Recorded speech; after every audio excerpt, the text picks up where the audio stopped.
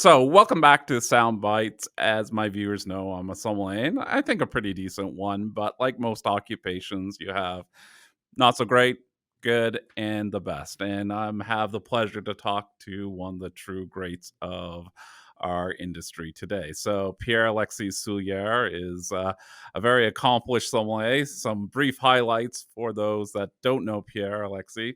2014 World Young Sommelier of the Year. 2016, you become a master sommelier and one of the first really and one of the few to do it under the age of 30. 2017, best somm of Quebec. 2018, best somm in the Americas, and when we hosted in Montreal.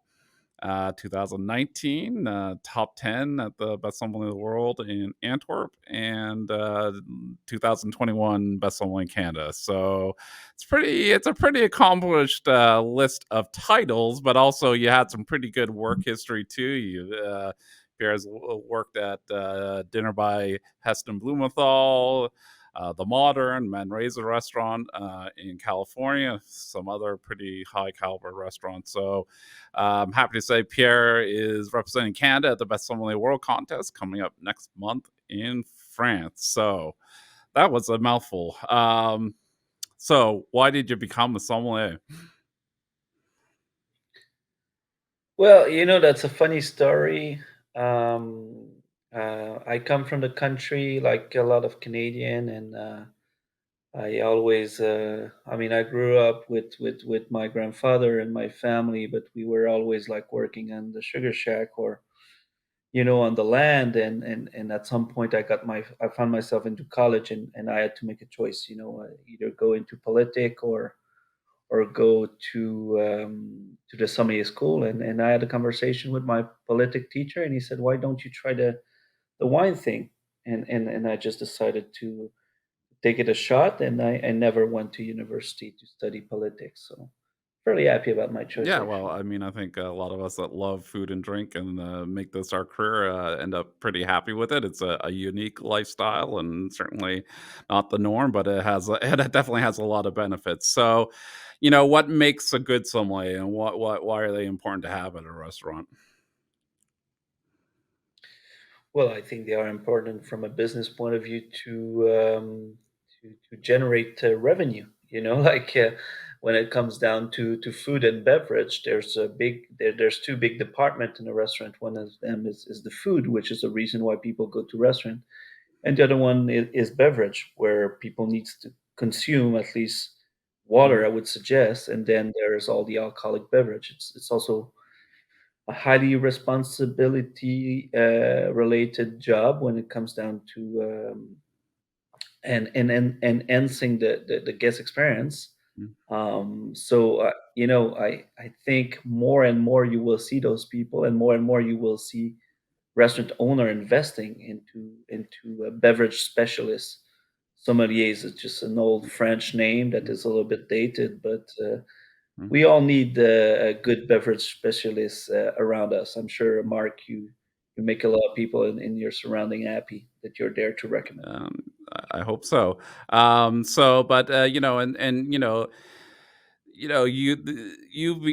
there's need for good some ways, but you've really kind of taken that step further because you've traveled the world and you kind of pushed yourself to achieve some pretty lofty designations. I mean, just for people that aren't aware, just things like the Master Psalm. There's only five of you, correct, in Canada. So what kind of inside you pushed you to kind of explore the world, pushed you to keep kind of challenging yourself? Why do that? Well, it's funny that you asked that, but I think, it all comes down little by little, chapter after chapter. But when it comes down to the quartermaster sommelier, I moved to London when I was 23, and I didn't even know it existed, Mm. because in Quebec, we speak only one language, and we like to self-promote our education system, which is sponsored by the Quebec government. Mm. So when I came to London, I learned that there was another program called the Quartermaster Sommelier. I just wanted to give it a shot, and it worked for me. Mm. And like traveling the world, um, I studied in Quebec City because it was a closer town to where I grew up.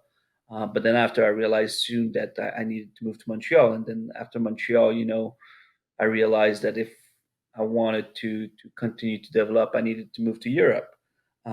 Just the same way I think a hockey player would move to the CHL to do his Mm, junior in North America, because the place for development and the quality of the installation and the quality of coaching is better. Like the hospitality is a European mm, invention. Not that there's bad hospitality outside of Europe, but it's still where most of mm, the top, I would say, organization are based. It's just like football, like mm, soccer. So and then it was one after another. I just wanted to prove myself, not proving to others, but proving myself. And it was also a concourse of circumstances. Like even speaking English wasn't by choice. I just understood that if I wanted to move into the business of any business, I needed to speak the business yeah. language.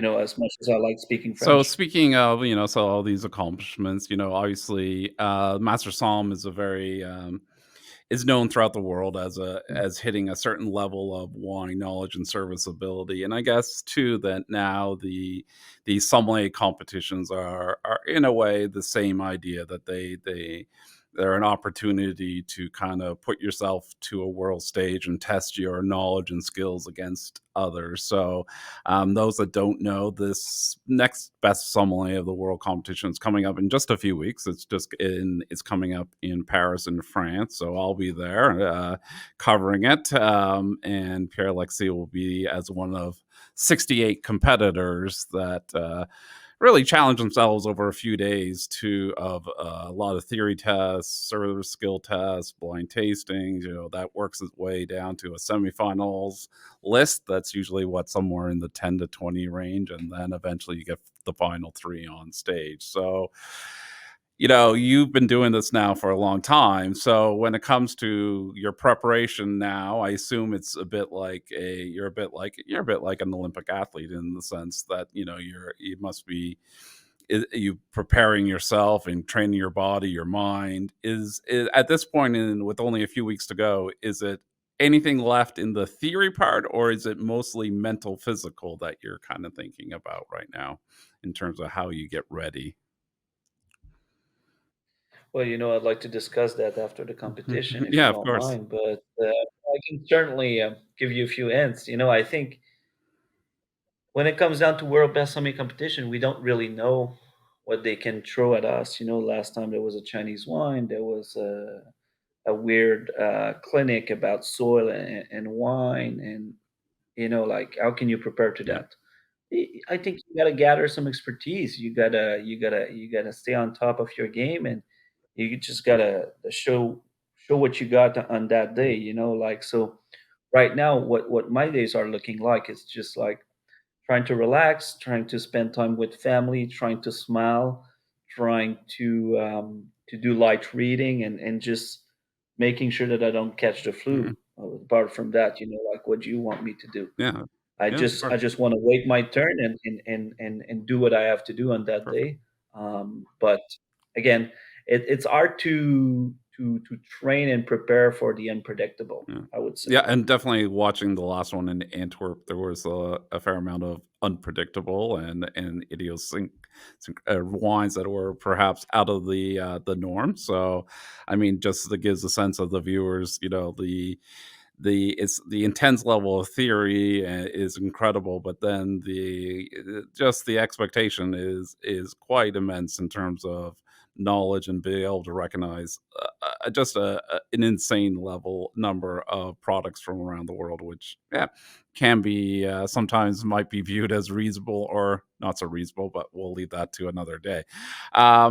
So when you do, obviously, this is your second time, so you must want to win, and if you win, what does that kind of mean to you? Is that kind of like a point when you can say I've accomplished all I can from these competitions, and is it over, or how does the journey look if you after the competition, if you let's you, Pier-Alexis Souliere has got draped in a Canadian flag after winning. I mean, we already have this conversation, Mark. I just want to retire, sit down in Cole Harbor, have some Tim Horton coffee, and eat blueberry cake, like, or blueberry pudding, like.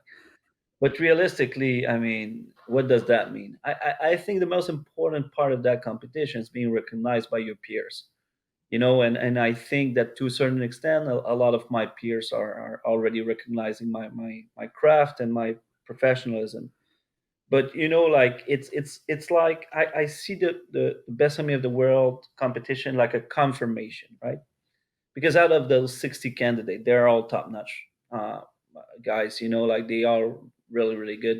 You just gotta have some sort of a magic day and shine. But I mean, I don't believe that on the 12th of February, the guy or the lady that's gonna wake up is gonna be like the best of me of the world will be that different the day after when you wake up. But the attention and the perception of the press and the wine world will be different on them, of course. And when it comes down to business, it's nice Yeah, exposure. of course. But I don't do it for that. I don't really do it for that. I do it because I want to do it, and I want to prove. I want to prove myself, and I want to get myself the best shot. But you know, I I don't think that I need that Mm, recognition. It's not that I think that I don't need it. It's more like an honor, yeah, like I see it like a title, like something that, people in a room in Paris, in one of the world capital of the world, will be saying on that day, this person is displaying on that day like one of the most highly qualified skill set in the wine industry, and that's wow, salivating. yeah. If you can do that on that day, I think it's Well, amazing. That's the having only one watched you, I way. know there's a good chance that, on any given day that you have the opportunity, and I look forward to, after regardless, that you'll come back to Nova Scotia, and because we had the pleasure of having you here not that long ago, and we'll be sure to, have a few oysters, some, Nova Scotia bubbly, or and do it looking over some water, because I think I know now that you have a good, nice appreciation for Nova Scotia lifestyle and food and drink. So I would say we look forward to watching you on the world stage and congratulate you not just for being there and just for your you know just being willing to compete and do that. I mean, it's an incredible amount of work you've taken on. So anyway, I want to take my time to thank Pierre Alexi for being on the show, and good luck. And we'll see you in Paris.